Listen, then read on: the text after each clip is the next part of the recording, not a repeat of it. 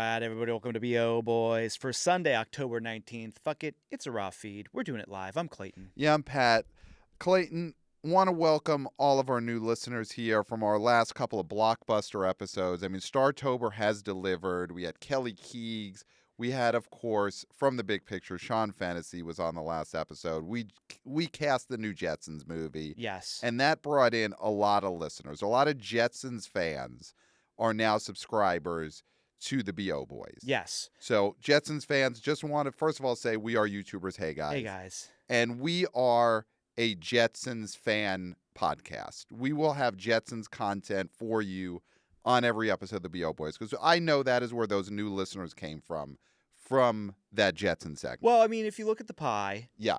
it's predominantly Jetson, Yeah. but there had to be some commish fans.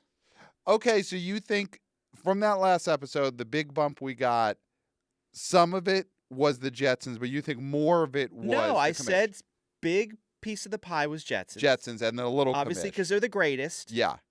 And their fans are the greatest. Their fans, greatest fans in the world are Jetsons fans. That is why we have all these new listeners and YouTube viewers. But I think there's a little slice of the salami, if you will, that is the commish fans. Okay, so then we will make this promise going forward. Every week, there will be a long Jetson segment on the BO Boys to satisfy all of our new fans. And there will be a little slice of commish. And that'll be advocating for a motion picture adaptation of the commish, which is an IP that is just sitting there, waiting to be discovered. Yeah, I mean, we talked about this a couple episodes ago with the Box Office Daddy, the legend Scott Mendelson, some of these IPs that won't retire. The commish is an IP that's on a pension that I think it's time for him to go back to work. Yeah. And that is with we've never had the feature film adaptation of the commish. No. And Chiklis, he's still out there, right? He's still out there, Michael Chiklis. Oh, yeah, he was just in The Senior. You were just talking about him. Of course. He's still a movie star. And he was able to steer clear of the stink that was the new Fantastic Four movie. Of course, he played Thing in the other ones. He's not in this one. In the classic ones. Those are being referred to as the classic movies now. Yes, those are FFC, Fantastic Four Classic. Last two Fantastic Four movies have done more for the first two. Yes. Than time could. Yeah. The last Fantastic Four movie did more for the perception of the career of Chris Evans than anything Chris Evans has done himself. Yes. Post Knives Out, I would say. I thought you were going to say post 9/11 because you started with a no, and I was like, when I think about it, I always think about post 9/11 first. Yeah, no, Chris Evans, he's had a good post 9/11. Yeah. I would say the majority of everything he's known for is post 9/11. Bulk of his career is post 9/11. Bulk of his career is post 9/11, but Michael Chiklis, he steered clear of the terrible Fantastic Four movie. He was in The Senior, which people probably liked. People saw it, I'm sure liked it.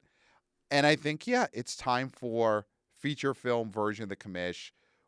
How is he navigating the current law enforcement situation? Post 9/11. Post 9/11. Because commish was pre 9/11. Yeah, we've never seen a post 9/11 the commish story, and I think this is the week for it. Mm-hmm. Yeah. So, okay, so that was for the commish fans. Obviously, for the Jetsons fans, end of this episode, we'll have at least 30 to 40 minutes straight on the Jetsons. You know, we'll do some what are the possible romances? You know, I know Jetsons fans love talking about shipping characters. Different characters. Yeah, who could wind up with Rosie's the big one. People want to. Who does Rosie end up with? Because that's always the question in the cartoon was. Yeah. Who's gonna? Yeah. Who does Rosie finally escape with? Yeah. Because I mean, in the end, Rosie is captive of the Jetsons. Oh, yeah. Yeah, and we will get into that. So she does not consent to her servitude. No. So Jetsons fans, and I'm saying this direct into camera, which is something that we do on the BO Boys. We are not afraid to talk right down the barrel of the gun, talk to the camera. Jetsons fans, we will talk about who Rosie can't escape with later in this episode. So hope that satisfied the think. It's not who you think. It's not who you think. So it's probably the second person you're thinking. Yeah, there's only so many characters in the Jetsons world. Second or third person you're thinking of. So, Clayton, we are, of course, a box office podcast, and let's Plow. That is, again, for the new Jetsons super fans and the commish fans who joined us now. We're going to do a segment called The Plow, where Clayton is going to go through the top movies at the box office from this past weekend. So, Clayton, can you give us a plow for the box office weekend of Friday, October, what was this? 17th. 17th, right. Number 1, Black Phone 2 made $26.5 million in its first weekend. Number 2, Tron Ares made $11.1 million, down 66%, no theater change. It's at $54.5 million in its second weekend of release. Number 3, another newbie, Good Fortune, made $6.2 million in its first frame. Number 4, One Battle After Another made $4 million, down 41%. It lost 595 theaters. It's at $61.9 million in its fourth weekend of release. And number 5, down from number 2, Roofman made $3.7 million, down 54%. It added 8 theaters. It's at $15.5 million in its second weekend of release. Now, that's your top 5. Now, we do have a newbie at 6, an Angel Studios film called Truth and Treason, which made $2.7 million in its first weekend of release. Yeah, so we did not talk about Truth and Treason on the last episode with Sean Fantasy. I mean, we had to spend most of the episode on the Jetsons. But this movie, it's an Angel Studios movie. It is set in World War II, and it is about a kid, a teenage resistance fighter in Germany who is against the Nazis. Good, there you go. This poster is very provocative. Have you seen the poster for Angel Studios' Truth and Treason? Yeah, it's the, I'm assuming the child. The child, yes. That is the lead, yeah. with caution tape over their mouth. Yep. Which, on this show, no caution tape. We ripped the caution tape off. We ripped the caution tape. Yeah. But his caution tape has a swastika on it. Yeah. It's provocative. It's very provocative. Yeah. Do you think that this poster made it onto many billboards across the country? Or were you driving down a highway and you just see this unknown child, caution tape around his mouth, and the caution tape has a swastika on it, and then in theaters October 17th? I feel like probably not. It's a provocative poster. Yeah. But it's a poster that's tough to put on highway billboards in a meaningful way. Which then immediately makes it a bad poster. Right. Just because if you can't put it over, Sunset Boulevard. Right. Or again, on a highway, next exit, they've got a Dunkin' Donuts and a McDonald's and a Jack in the Box. Yeah. And here's a poster with a child with a swastika on caution tape. Or it's like world's largest ball of yarn. Yes, world's largest 25 miles, and then here's this kid with this provocative caution tape over his mouth. Yeah. They don't sync up. Yeah. So that's, you got to have that mix of, you want to be provocative, but you want to be able to be on You want to highway be marketable. billboard. You want to be marketable. So this came in number 6. It doesn't feel like, is this necessarily a religious movie? I'm sure. Well, Angel Studios, okay. Okay. They're not, all of their movies aren't religious-based scams. Got it. Okay. They were made famous by religious-based scams, but not all their movies are, all their movies have some form of a scam to them. And I think if we dig deep, we could figure out what their, what buying a ticket for this will hypothetically bring to society or whatever, the way they did for, what was that movie called? Sound of Freedom. Sound of Freedom. I mean, that's the greatest scam, of course, because every ticket that was bought to see Sound of Freedom, in theory, was saving a child who was kidnapped. That is the scam that Angel Studios sold everyone, and that movie was so big it basically destroyed Mission Impossible: Dead Reckoning. Yeah. Not Dead Reckoning Part 1. It was never called that. It was never called that. So that was the most successful scam in Angel Studios history. I haven't been aware of a scam for this Truth and Treason movie that Angel Studios was pushing, that every ticket sold got a kid out of Nazi Germany. I don't know. It's tough with a period piece. What is the scam going to be? because Yeah. it's already over. The thing that is being depicted in the movie happened a long time ago. Yeah. So it's tougher to scam the audience, by saying, buy a And it's ticket, like you save for this. every ticket we find and imprison a Nazi war criminal, that's great in theory, but a lot of them are dead. Yeah. And a lot of them are caught. Yeah. Not all of them. Not There's all of still them, some out clearly. there, and guess what? We'll get you. We'll get you. We'll get you. We're Not saying- us, but we as in Society. Hopefully. Hopefully we'll get you.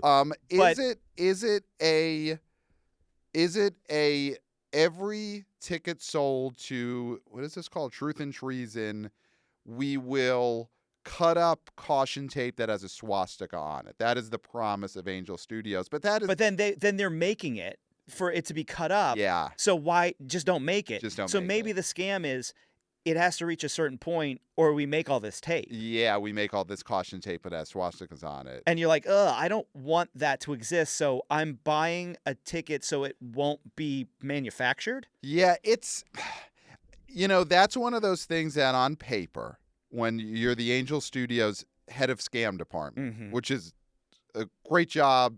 If you get that far, you've really done something with your life. You're the head of scams at Angel Studios. And you say, I got this great scam. We do the poster with the caution tape with the swastika on it. And we tell everyone, every ticket you buy for Truth and Treason, we will not make a roll of caution tape that has swastikas on it. And on the surface, that sounds like a great scam because people don't want that tape to exist. Yeah. But I think the problem is the audience is not particularly ever thought that it would exist. Yes. And I think that's why Sound of Freedom was such a great scam, because there are people who they think that child kidnapping is a huge problem. Wait, they think it's a number one problem next in the to world. Freedom of speech. Yeah, freedom of speech and then child kidnapping. Yeah. So there is an audience that is all they think about. So if you promise every ticket sold, we're going to save a kid from kidnapping, they're on board. But the general public is not particularly worried about caution tape with swastikas on it being manufactured now. And I think probably in that meeting room. Yeah, at Angel Studios, head of scams. And it's a whole scams department. Oh, yeah. But I do think that somebody under the head of scams for Angel Studios might have said, hey, not your best work, Phil. Yeah. So we're calling him out by name. We are saying this is Phil's fault at Angel Studios. Not his fault. It's hard to keep coming up with these scams. Yeah, because it's the problem that comes with success. Angel Studios is producing more movies, distributing more movies. Yeah. So how do you top? But that means you have to come up with more scams.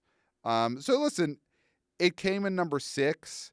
I would bet the budget on this was not out of this world, but yeah, it's not a great haul and it's not a great scam. But did the budget go up because they didn't reach enough tickets sold to not have to pay to make the caution tape? Yeah, So that's, again, yeah, bad on you, Phil, because that really did put them in a bind. Yeah, because they have to stick to their word and produce all that caution tape.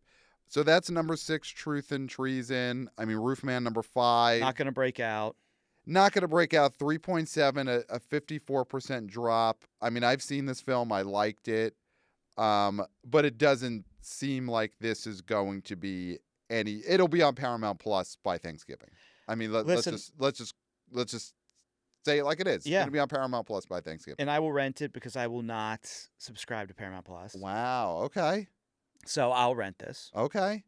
Whenever it's on PVOD. All right. So you're not interested in episodes of old MTV Spring Break?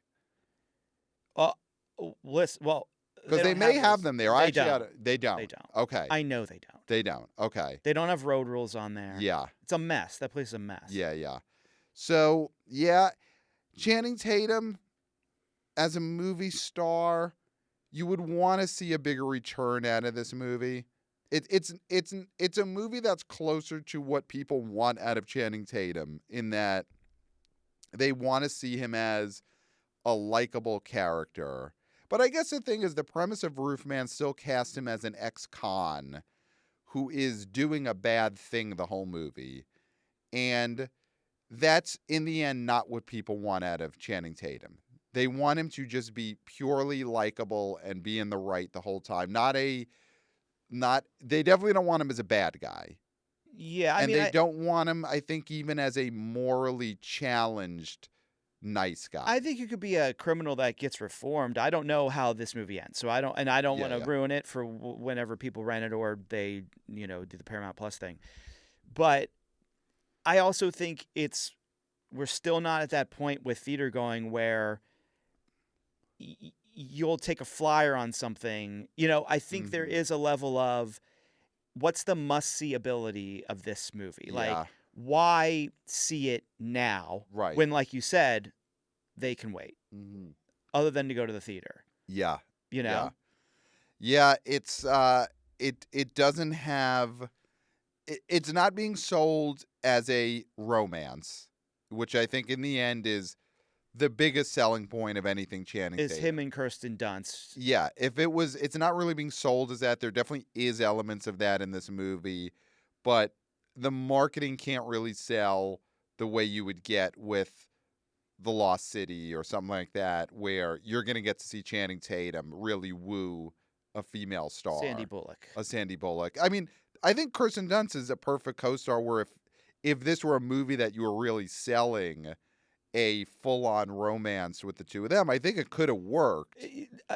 All respect to Kirsten Dunst. She's not Sandy Bullock. Sandy Bullock will come out with a movie in the next 2 years, and it'll be a big hit because she is a marquee name still. Yeah. And keeps herself special. Not that Kirsten Dunst doesn't keep herself special. It's just there's a level of stardom. Sandra Bullock is a forever star. Is there anyone right now who keeps themselves more special as a movie star than Sandra Bullock? Leo, maybe, but Leo makes even more movies. I mean, Sandy disappears. Yeah.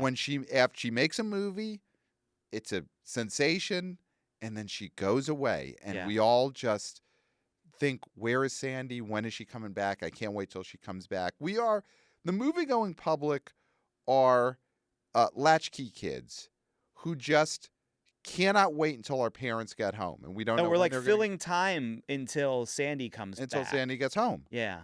And you never know when is the time where Sandy says she's going to get cigarettes and she never comes back. Yeah. Is it now? Is it post Lost City? I hope not. I hope she comes back. Yeah. I miss her. I'm scared. Yeah. But she keeps herself special, just like a working single parent. Mm-hmm. And you don't know if they're going to come back. I don't think there is anyone else. I guess the only contender for movie star who keeps themselves special at the level of Sandy Bullock is Nicholson, in the sense of if he ever made another movie, then we could look at this whole time since, I guess, The Bucket List. Is that the last movie? I believe so, right?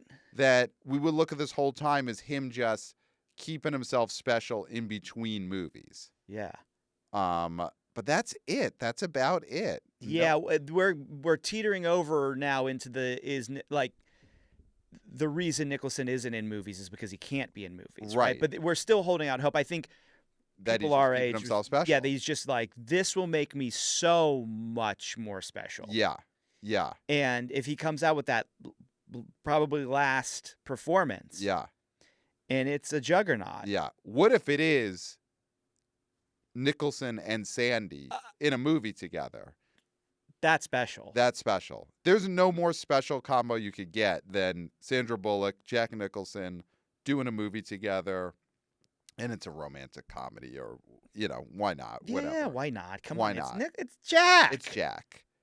Even Sandy couldn't be like, well, I would never, because you saw him spilling his spaghetti on the sideline of the Lakers game. Come on. I think it's lasagna always, but doesn't he eat lasagna? Or he does eat lasagna. Spaghetti. Yeah. He spills his spaghetti in the park as lasagna at the Lakers game. But you saw that viral video of Jennifer Lawrence seeing him at the Oscars all those years ago, and he still got it. He still got it, yeah. He still got it. Yeah. So that's Roof Man, one battle after another. Another one is doing well, 61.9. The story of this movie, I think at this point, is going to be, how long Warner Brothers holds out with keeping it in theaters and not putting it on PVOD.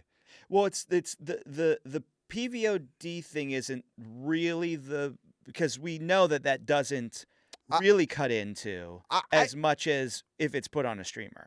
Well, I would still say yes and no on that, especially for this audience, because once it's on PVOD, there is an audience that, for a movie like this, that is an older audience that could really wait, that wants to see this, and they are still waiting. When could it fit in that I'm going to see this? But once it's on PVOD, I think that audience is kind of off the table. That's true. It's not a youth skewing, which you can put on PVOD and they want to be at the theater with their friends. Yeah. That really, I guess it is true. It's like a true blockbuster can be on PVOD. Like Superman, they put on PVOD pretty early for I think it was in like before the end of the summer this year. But I think it didn't cut as into as this one. Yeah, I do think that is going to be, because we're at a weird time for this movie where it's only October.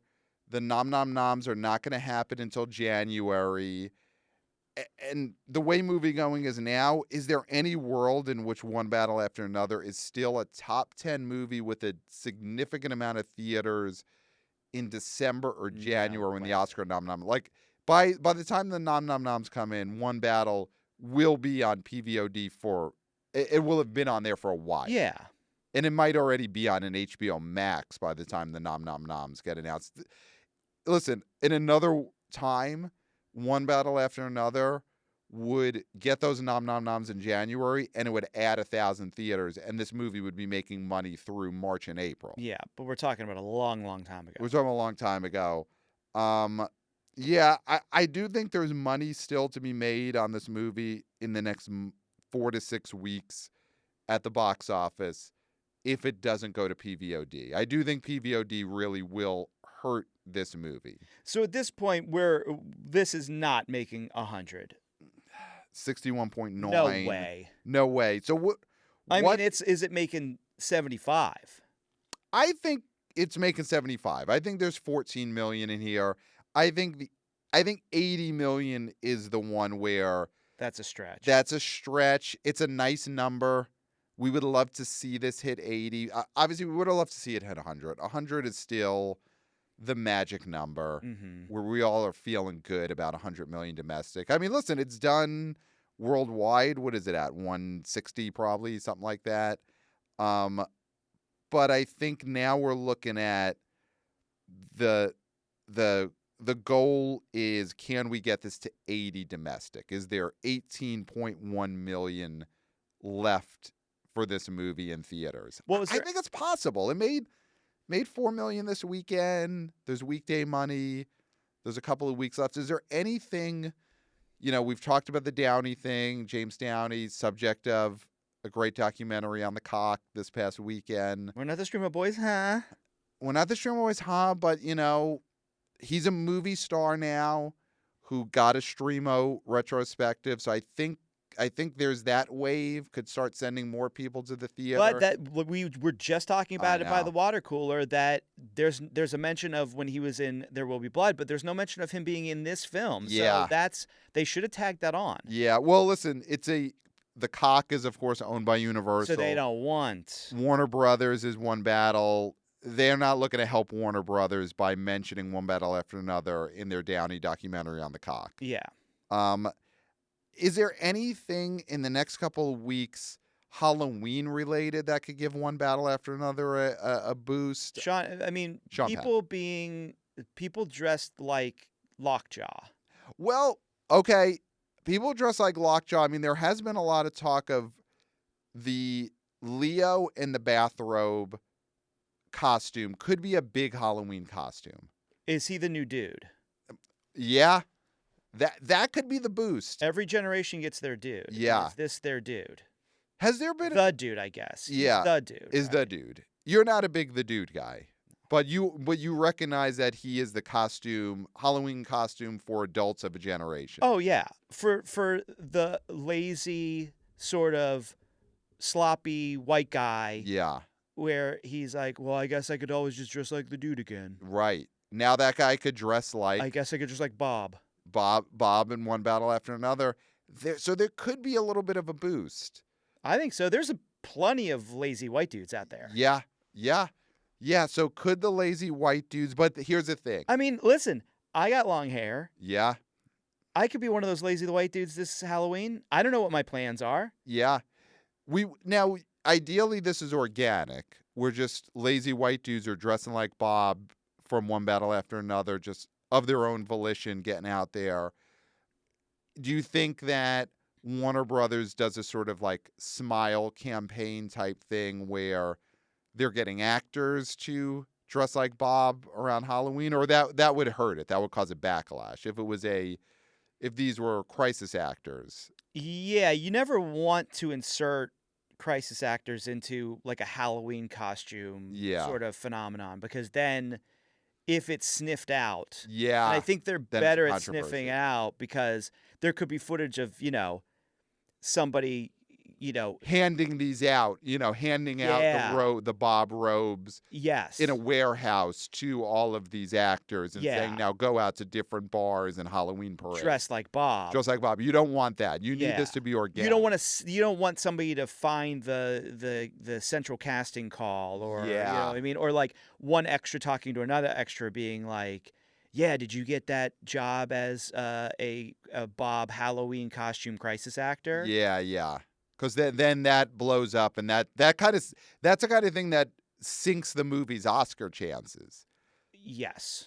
So Warner Brothers has to be very careful about paying unemployed white dudes to dress as Bob for Halloween to promote this movie. Because we could have a Norbit situation where it just sinks the campaign. Yeah. But I could see that coming naturally. I could definitely see there being enough Bobs out there.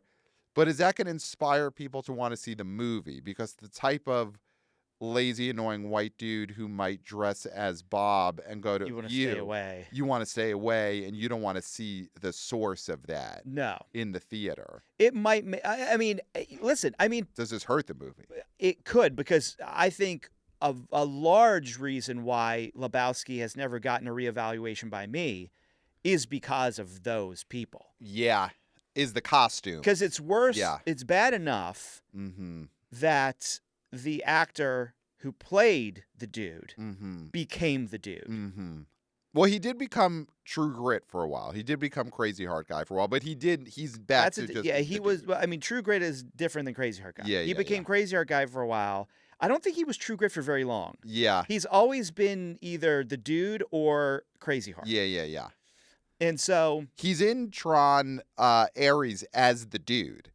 That's what I'm saying. If anyone that's annoying. For the handful of people, and we'll get to it, who have seen Tron Ares, Jeff Bridges is in this movie playing the dude, which is not who his character was in the original Tron. Of course not, because he's the dude now. Yeah, he's the dude now. And if you would have if Jared Leto's character would have handed him a guitar, then all of a sudden the dude is Crazy Heart. Yeah, in the middle of Tron Ares. Yeah. And which would have been interesting. That would have been an interesting scene. And people would slurp him because he's old and he's Hollywood royalty or whatever. Yeah. But to you, he's no Lloyd Bridges. Are you Bo Bridges over Jeff Bridges? I'm a Bo. Wow. I'm a Bo over Jeff. Wow. And of course, I'm a Lloyd over them all. Well, because of Hot Shots. Yeah. Okay, so the Bob costume craze. Yeah, now the more I think of it, that could hurt. Could hurt. Because the thing is, in the movie, you've got this possibly really annoying character, but he's played by Leonardo DiCaprio, one of the most charismatic, beloved movie stars ever. So, of course, it's magnetic and you love it. But if you just have your average dope dressing in his robe and his hat and, walking around with a payphone on a cord. I was gonna say, imagine, he has his cell phone. He's a flip phone. He's on a flip phone. But it's the payphone is the more iconic image with this Bob character. So you could go. I mean, I'm already coming up with annoying ways to be at this party as Bob because And this is turning off audiences as we speak. Because there's the scene where he's trying to charge his flip phone. Mm-hmm. And so I would go to this party dressed like Bob. Oh, God. And I'm like, I don't where can I charge my phone? I need to charge my phone. Yeah. And I'm like freaking out at people. And then I come out with the cord.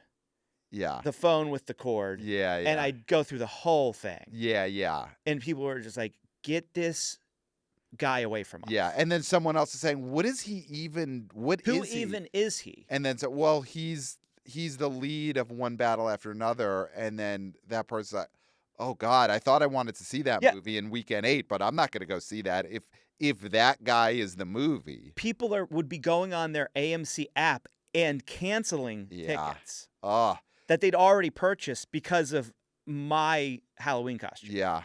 Okay, so here in the end, this is what Warner Brothers actually needs to do, is they need to send out cease and desist letters to people dressed like Bob. To people to annoying middle-aged white guys who are planning to dress like Bob at bars and Halloween parties. Cease and desist. You cannot do it.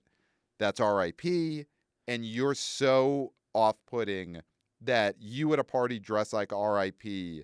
will destroy the box office for this movie. And I think they should send like heavily armed, like a task force to find these people dressed like Bob. Okay. At Halloween. Okay. And you know, and take away their robes. Take away their robes. Take away their robes. Okay. Yeah. I mean, so Warner Brothers, it's going to be a tricky next couple of weeks between now and Halloween.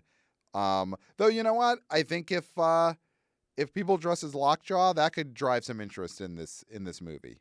You know, that could drive some interest. But we'll see. Halloween is going to be a very interesting time for One Battle After Another. Before we get to the newbies, let's just skip to Tron Ares number 2.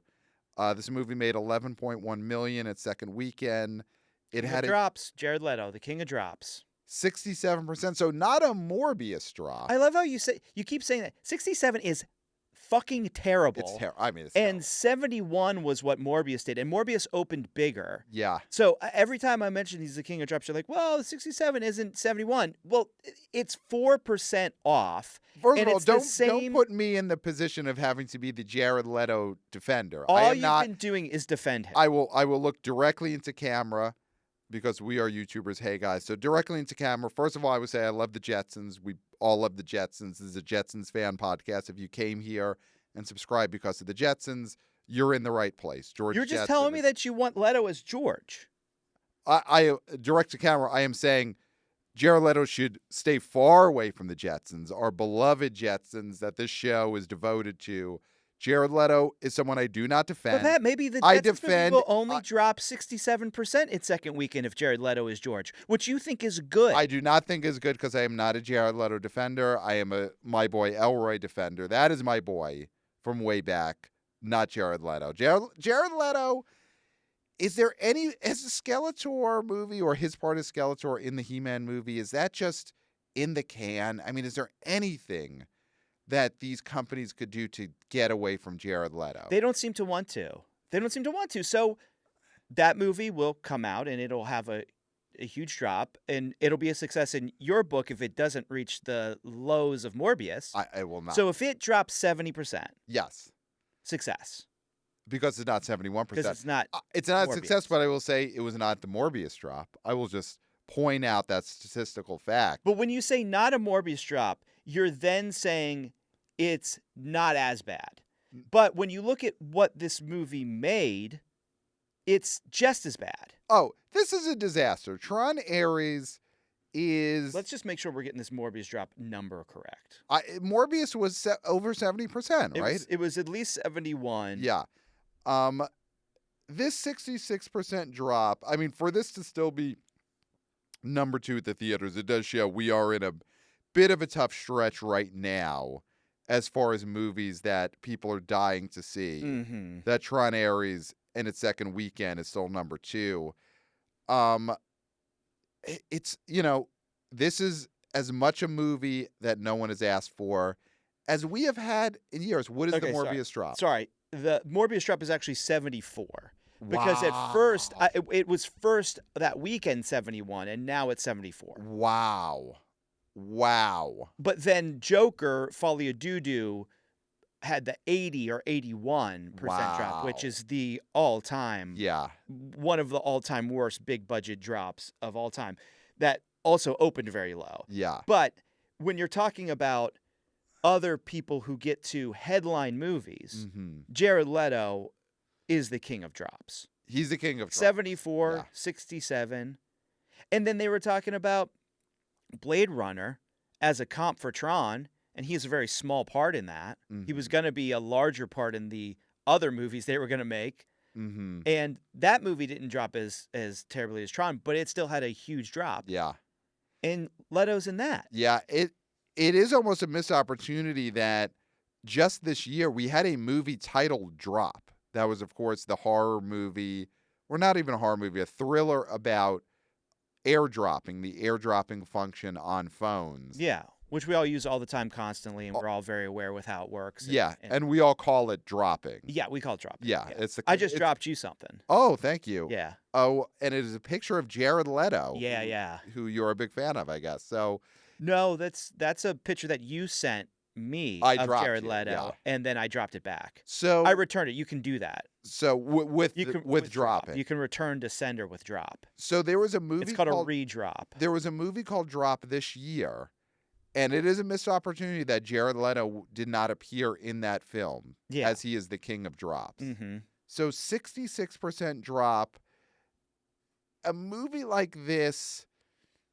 Is there anyone or anything that is destroyed because of this movie? You know, Jeff Bridges as his cameo as the dude, he's unaffected by this. This is not going to affect the popularity of the dude character, even though he appeared in this movie. Yeah. Tron as an IP is as dead as it has always been. Yeah. Which is pretty dead. It's an IP that no one has cared about ever. So it bombing just almost solidifies what it is. Yeah, I mean, I think Tron is almost like it is like Tron as an IP is reinforced by how bad Tron Areshas is bombing, because this is just what Tron is supposed to be, a disaster at the box office. The thing I feared, I mentioned it briefly before, is that the person who's going to suffer the greatest is Greta Lee. It's a shame. And and there's going to be idiots. Yeah. In the media, and there's also going to be probably idiots in boardrooms. Yep. Who are going to say, "Well, what's the person in this movie that never really made any money for anybody yet?" Right. Because there's no parts for them right. in big budget movies. Right. And they aren't going to obviously point the finger at Jared Leto, because people are still giving him major motion pictures coming forward. So they might say, I guess Greta Lee is just not ready for the big leagues. Right. Yeah. You know, and that's not what you would take from this movie at all if you were somebody who saw it. Yeah. Or knows what she's capable of doing.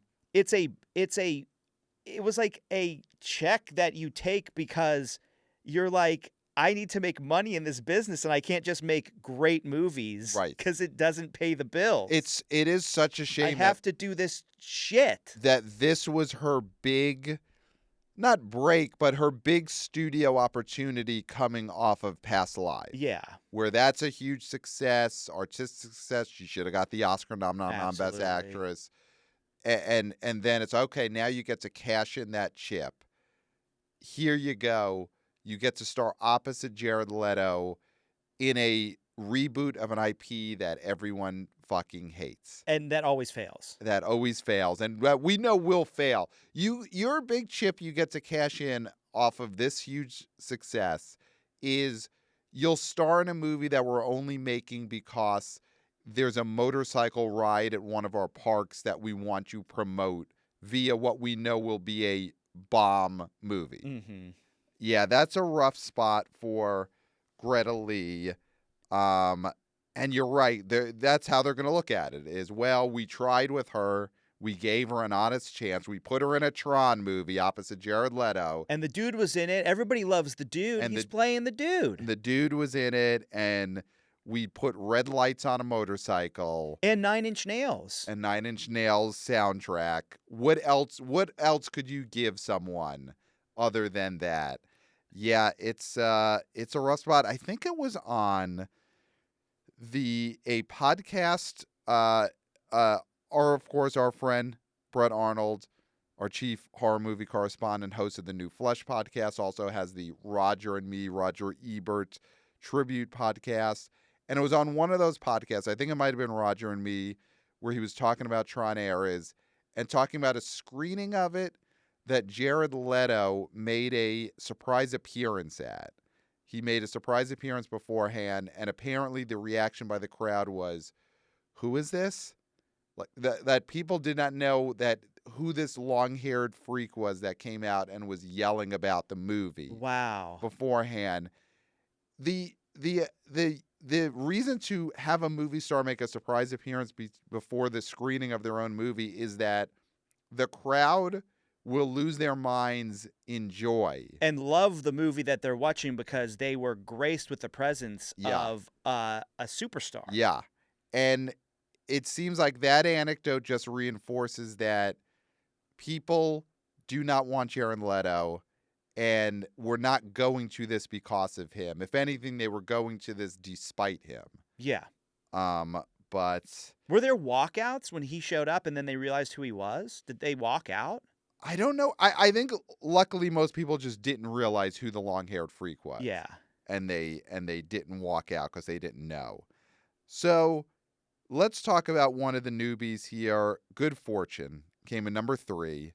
So this is a Lionsgate release. So obviously Lionsgate just does not know how to put out a movie at this point. I mean, well, it only opened in like 2,990 theaters. So about basically 3,000 theaters. I saw the 2 and it was almost 3,000. Yeah, so this is a big release for a Lionsgate comedy. Yeah, this was a wide release. I mean, obviously the big problem, there's a few problems. Lionsgate as a studio is just they got to be sold. They don't know how to promote, market a movie. They're a really dead brand. People see that Lionsgate and they assume this is direct to video crap. Yeah, they don't think of Saw anymore. Yeah. They don't think of Hunger Games. Yeah.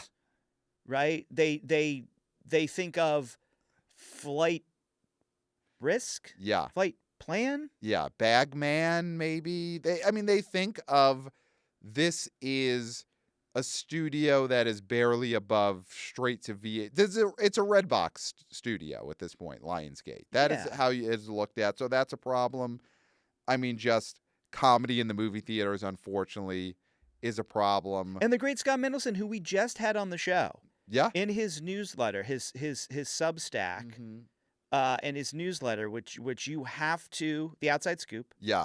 Which you owe this man a living, so you need to subscribe right now. Yeah. And even if you are just subscribing to the B.O. Boys recently because you are a Jetsons super fan and you're not fully aware of who Scott Mendelson is, this is the box office legend. This is the box office daddy. Great man. So as a Jetsons super fan. Get your credit card out. Yep. Get your credit card out. And he loves the Jetsons. This man loves George Jetson. He loves Rosie. He thinks she should be freed. Astro. He loves Astro. So Mendelssohn's a big Jetsons guy. He loves Mrs. Jetson. He loves Mrs. Jetson. So you have to pay for a subscription to The Outside Scoop by Scott Mendelson. So he was on our show recently. And he reviewed this and loved it. Yeah, he loved Good Fortune. He said it was a laugh out loud. It talks about things that are happening in society now. Stars are in it. Keanu Reeves is a star. Yeah. Seth Rogen, not so much anymore, but he's still a big name in comedy. I mean, he's a star. Listen, he was one of the last theatrical movie stars we had. Through the 2010s, he still had the Neighbors movies, and he was a movie star. And as a name, he's about as hot as he's ever been because people love the studio. He won a bunch of Emmys. So he is still at the forefront of the culture. We all know who the actual star. Of course, it was the actor who has a podcast. But yeah, He was the breakout. I don't think anybody talks about Seth Rogen when they talk about the studio. Well, they talk about him. They talk about that actor who has a podcast, but I will say Seth Rogen is still at the forefront of the culture. He's liked. He's making things that people like. But he can't make comedy movies because nobody can make comedy movies, and that's the problem. I do think that maybe not at the Jared Leto level. There we go, defending Jared Leto. Yeah, but Jared Leto should have been in this instead of Seth Rogen. Is what. Well, you know what? I think it's a wash if you trade Jared Leto and Aziz Ansari in this movie. I do think a big problem with this movie is that you've got Keanu Reeves, who is still a movie star. Obviously, a movie star when he's John Wick, but he is a current guy who's had giant hit movies. You have Seth Rogen, who has been a movie star and who is still making comedy things that get a lot of attention that people like. You have Keke Palmer. You have Keke Palmer in this movie, who had a studio comedy hit in theaters this year. One of them days. The problem with Good Fortune, aside from Lionsgate and aside from just comedy at the theater in general, is the actual lead of this movie, who is out there promoting this movie the most, is Aziz Ansari, and no one gives a shit about Aziz Ansari, or they kind of just don't like him at this point. Yeah, there's a few reasons why they wouldn't like him, and there's a very recent reason why they might not like him. Because of performing at that festival. At the Riyadh Comedy Festival. Yeah, the Riyadh Comedy Festival. Yeah. And I think otherwise it might not even be dislike, it's apathy. He's not a draw. He's a draw at best he's a non-draw, and at worst he's a detriment to the movie. And I guess if you're somebody who still cracks open your Parks and Rec DVDs and has your bacon socks on, and has not removed the mustache tattoo off your finger, and maybe still has a change poster up in your apartment, then maybe you're an Aziz Ansari fan. But otherwise, I don't think this is bringing in the youngsters. Well, he's never ever been someone who has been, I don't even think, involved in a movie that has been successful. He was probably cameoed in an Apatow movie that did well. I think his cameo in This Is the End is the highest profile hit he's been in, because his Apatow movie was Funny People, which was a movie that was a failed movie, even though it starred Adam Sandler. And when he was in This Is the End, wasn't he one of the people that the audience applauded when he got pushed into the hole and died? Yeah, I think so, yeah. So Aziz Ansari on the big screen, 30 Seconds or Less was a bomb. When he was given some chances to be the star of a movie, they all bombed. Yeah. His cameos in movies are not really of note. Yeah. He is a huge problem with trying to sell Good Fortune, because he is the lead. The trailers in the end tell you come to this movie, you're going to have to watch Aziz Ansari for an hour and a half. You're not going to follow Seth Rogen for an hour and a half. Seth Rogen's kind of the bad guy in this movie. Keanu's the sidekick. Keke Palmer's not really even pushed at all as being in this movie. The guy who you're going to have to watch the whole time is Aziz Ansari. That is what they tell you. And I'm not here to promote this movie because we don't promote movies, right? But from what I've heard... Well, we don't get paid to promote movies. We're promote movie going. Yeah, okay. Right, but what I'm trying to get out is, from what I've heard, Aziz is not in this movie as much as you would think. But as much as you would think is the problem, because if people think that he's the lead of this movie, that's how they're making the decision on whether to go to the movie. The marketing tells you he is the lead of this movie. Here's what he needs to do, and this is a move that bigger stars have done. We've been to movies where Tom Cruise comes out, and he doesn't come out physically like Jared Leto did and drive people away. Mm-hmm. On the screen, he's there and he says, "Hey, thank you for coming and seeing this movie that I'm starring in." Mm-hmm. What Aziz needs to do is film something where he comes out and he says, "Okay, hold on, don't leave. Don't leave, because this is important. I am not in this movie as much as you think I am. And I know I'm not a trustworthy person at this moment in history. But please trust me on this one thing.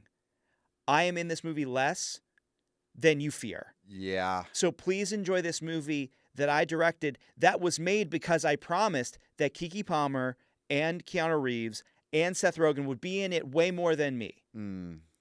And with that, thank you.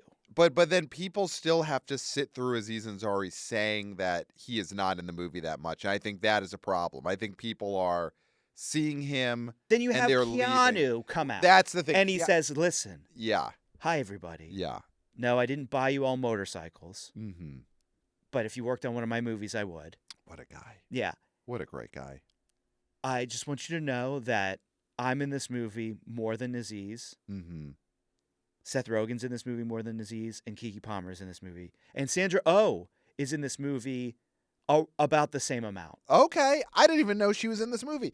The marketing of this is a huge problem because we're at this point, we're past that. That public service announcement needed to go out months ago. Yeah. That needed to basically be the trailer. Yeah. The stars of this movie saying that they're in it more than Aziz Ansari is in Then it. the writer and director and an ostensible star If this movie, of this movie is not in it as much as you fear. If this movie was only written and directed by Aziz Ansari and he was not in the movie at all, and you just really downplayed the fact that he wrote this, directed it, and there was someone else or he playing did it. like a Kevin Smith thing where he plays a character that doesn't speak. Yes.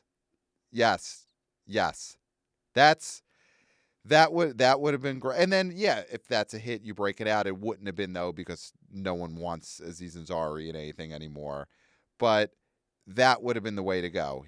If at worst he cameos in 2 scenes as a silent character. Yeah. Yeah, that is the big problem because you had people that audiences love, actors that audiences love, but you have an actor that they at best don't care about, and I think more so fully dislike. Yeah. And that's a huge problem. Yeah. If this had been the guy who plays Napoleon Dynamite instead of Aziz Ansari, and I'm going as bottom of the barrel as I could get, but I think this movie makes a couple million more if the guy who played Pedro in Napoleon Dynamite is in the Aziz Ansari part in Good Fortune. This movie makes $2 million more. You're talking about John Heder? John Heder. John Heder. Heder? Yeah, John Heder is in the Aziz Ansari part in Good Fortune. This movie makes way more opening weekend. I'm telling you what, culture's coming back around. Okay. On him. Okay. I think he had a hard go of it because of the fact that he was typecast. Yeah. As Napoleon Dynamite. I mean, famously, Howard Stern, when he still had some sort of cultural importance, would hammer that I don't know why this kid isn't just doing a bunch of Napoleon Dynamite movies. Anytime he was right, he would hear, there should have been 5 of those. Anytime he would hear that John Hader's in a new movie, he'd be like, "Yeah, I love that. I love that character. I don't like him. He should only play that character in every movie he's been in." Yeah, I think you're gonna see, the way we've been seeing with Howard Stern. These videos coming out of him hammering John Heder. Yeah. And people saying, you know what, that was cruel. That was wrong. We were wrong about this guy.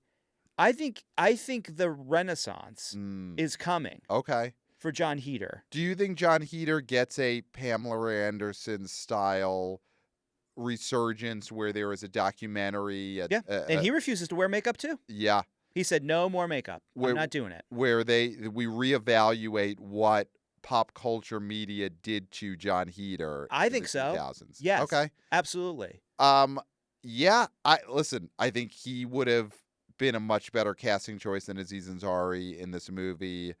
There's really not a worse one. There's not a worse comedic casting choice than Aziz Ansari in this movie. Obviously, you could just pluck anyone else who was at the Riyadh Comedy Festival, and this movie, I guess, does worse. Yeah.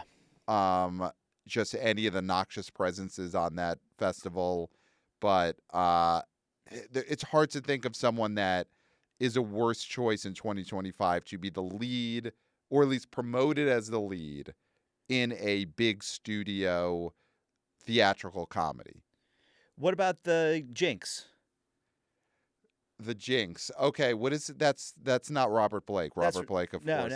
No. It's Robert Durst. Robert Durst. If Robert Durst had been the lead of Good Fortune instead of Aziz Ansari, that's a bigger movie. Is he? And he is alive. Would he have been able to actually mortally be in this movie, or he died already? They'd find a way. So, a reincarnated or still alive Robert Durst, just because he's such a curiosity, I think this movie opens $3 million bigger than the Aziz Ansari version of Good Fortune. 100%. Yeah, that's a better casting choice. Robert Durst is dead, unfortunately, so maybe not a better choice. Yeah. But only because it's a of push. Death. Yeah. It's I kind of do blame this on Aziz Ansari, because the rest of this cast should be such a sell. And I know, again, comedy at the theatrical box office is just in the state that it's in now. But you hate to see this movie do this poorly with Seth Rogen and Keanu Reeves and Keke Palmer in it. Yeah. So, and this, I guess, going to drop off the face of the earth going forward. Yes. So let's talk about Black Phone 2 at number 1. $26.5 million. So it did open larger than the first one by a couple of million. But the first one, nobody knew what it was. There was no precedent. This is still positive for Blumhouse. It did not tank. Did not do a Megan 2.0. It went higher than the first one, which is good. Yep. Right? Like all the things are good. Yeah. But I'm sitting here still feeling unsatisfied. And I think the reason being is that if people loved The Grabber, this thing would have opened way bigger. Right? I mean, it's doing what it needed to do to not be looked at as a failure. But from what we're saying and what you're seeing with this top 5 or 6, there is really nothing for people to see. And this is spooky season. And if people were in love with The Grabber, this thing would open to 40. Okay. So it's good, but it's not great. Yeah. Now we'll see. Is it maybe just a little too early for the actual spooky season? Are people going to flock next weekend and then the weekend after to see The Grabber, the famous Grabber? Right. Ice skate, because he knows how to do that. He ice skates now. He does ice skate, yeah. So I think that to me, not to poo-poo something that is a success, it still doesn't make me think Blumhouse is out of the doghouse. It's a respite. It's a respite, and sometimes you need a respite or else you could be in a Lionsgate style spiral. Yeah. And I think this is solid enough that they get themselves now to you're going to get Freddy Fazbear in December. And you didn't want to go into the Freddy Fazbear movie in December, Five Nights at Freddy's 2, if you're Blumhouse, being fully on your heels. Yeah. Because you had Megan 2.0 bomb. If Black Phone 2 opens to 15 million and ends up being a disaster, then everything's riding on that movie. And then the buzz going into that movie is Blumhouse finished? Yeah. And we're not going to have that going into Five Nights at Freddy's 2. Black Phone 2 opens to 26. It'll probably do fine the next couple of weeks. So it's not going to have the run, I don't think, that Black Phone did in that, what was that, June of 2022, where it got itself to 90 million. But again, there wasn't a lot going on at that point. Yeah, and it was a summer movie. And Ethan Hawke, listen, this guy's been promoting. I'm watching all the videos he's on. You know, he gets people out there. Yeah, and he's in a Linklater movie where there's definitely Best Actor nom talk. So he's just in a spot where, listen, I mean, could you imagine if it's Ethan Hawke in Good Fortune instead of Aziz Ansari, how much better that movie would have been? Yeah, I mean, we're casting a lot of older people in that. I mean, but that just proves that there's just no young talent that can open a comedy. Right. Well, I mean, just going back to that for 1 second, Good Fortune as a comedy, if that is Tim Robinson as the lead of that movie instead of Aziz Ansari, Oh, yeah. coming off of Everyone Liked Friendship, it was a much smaller, weirder movie, but he graduates into a just bigger, audience-friendly movie where he's with these other movie stars. I think that's a movie that could open to like 15 if it was Tim Robinson instead of Aziz Ansari. Now, what about this? Because I know he's not known for being an actor, and The Curse sort of proved that. But what if that's Nathan Fielder? Yeah. I think mean, it still opens bigger than Aziz 100%. does. Oh, for sure. If that's Nathan Fielder in Good Fortune, I think it's similar to Tim Robinson where the version of that movie could open to 15. Yeah. The Aziz thing is such a negative. He is such a just he really hurts that movie so badly. Yeah. I know he wrote and directed it and it only exists because of him. But it only exists because he was able to get Keanu and Keke Palmer and Seth Rogen and Sandra Oh to be in the movie. Right. And he should have just, it was the last piece of the puzzle was not cast himself. Is just step out of the way and know that I am just hated by the general public. Mm-hmm. Nobody likes me. No one wants to see me. And sometimes you just have to realize about it yourself. Mm-hmm. So yeah, Black Phone going forward. There isn't a lot of horror coming out the next few weeks going into Halloween this year.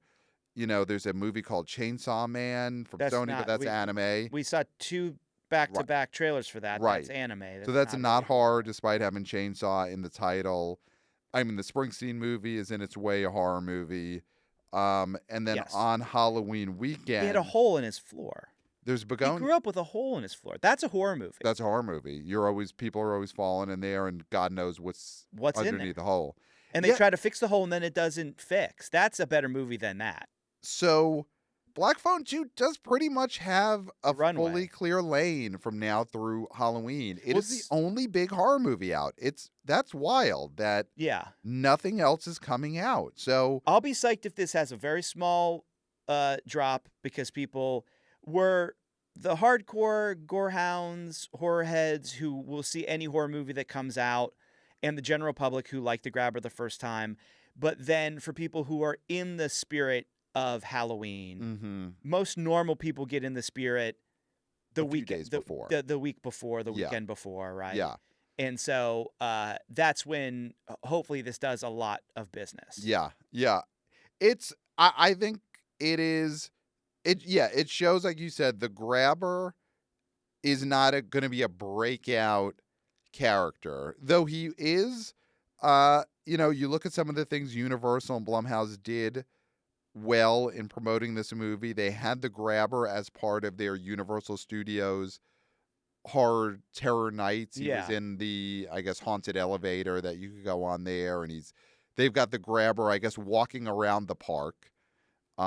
So he's got a cool look. Listen, he's not Art the Clown, where he's a full-on cultural phenomenon where just kids in playgrounds are talking about Art the Clown. They're not talking about the grabber that way. But I think he's got some general public recognition. They recognize the mask. I mean, he's miles ahead of Bagul. Yeah.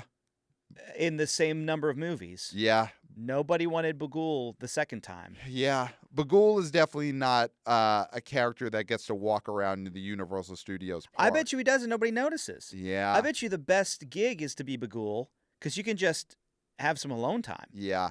People ignore you. Or people are just, asking him if you're just handing him trash. Oh, yeah. Handing him trash. Or like, hey, Bagul, have you seen the grabber around? Oh, I guess though What's the grabber like? What's the grabber like? Yeah. I guess though if you're like a pimply faced teenager you don't really even know who it is you're playing when you're just walking around the park. That's true. They just put you in the costume, cattle prod your butt so that you go out there and you don't know if you're the grabber, if you're Bagul. Give you greenies. Yeah. Put you on some speed. Oh, they're just coked out of their gourd. Yeah. So Black Phone 2, I think it opened well enough. It's not going to be a breakout, but the next couple of weeks it's going to have that lane to itself. Yeah. And I'm not hearing that this movie is terrible. I'm not hearing anything that you have to see this, but it doesn't seem like they have made something where there's going to be audience dislike and a huge drop off because people hate what they got. It's the same director as the original, and he's a well-liked director. I think it's the same writer, correct? So the creative team is intact. Yeah. So it's not like they hired some hack to do the second one. So that's good. Yep. Yeah, I mean, the tale will be told over the end of spooky season here with this movie. Yeah. But I mean, the reason we talked about Good Fortune so much is because it's a weekend for it, because it's the only weekend it's going to get. Yes. Black Phone is something we will end up talking about next weekend a little bit. And I guess last thing here, because everyone who's joined the podcast in the last week is because of the Jetsons. Grabber is, of course, famously a child murderer, probably child molester. I think that's weaved into the ethos of this character. Yeah.